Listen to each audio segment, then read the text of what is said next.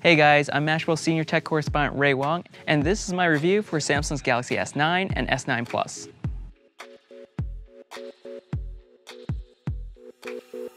Samsung's been inching closer and closer towards the ultimate smartphone for years, but always came up short.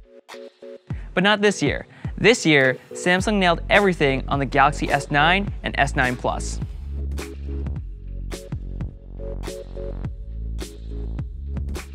Okay, so the Galaxy S9 and S9 Plus look pretty similar to the Galaxy S8. But that's not necessarily a bad thing. Samsung's finally made some iconic phones that rival the iPhone on build quality.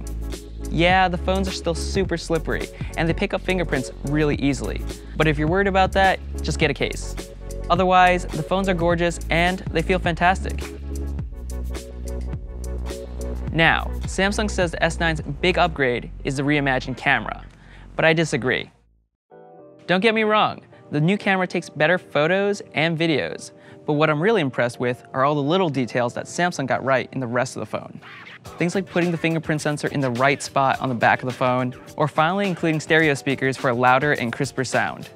There's also a really nice feature called Intelligent Scan, which lets you use both the Face Unlock and the Iris Scanner at the same time. On the S8, you can only use one or the other.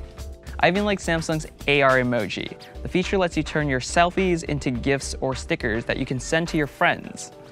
They're basically Samsung's answer to Apple's Emoji. Some people think they're creepy and weird, but I personally think they're kind of fun, they're quirky, and they're personable. Now, onto the camera, because it is better. For the first time on any smartphone, the camera has two aperture settings, one for low light shots and one for daylight photos. In auto mode, the camera automatically switches between the two apertures depending on the lighting conditions.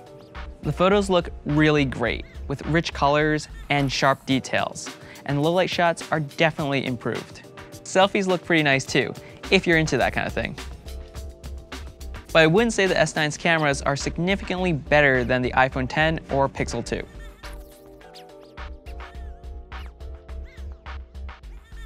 One interesting new camera feature is the super slow motion capture.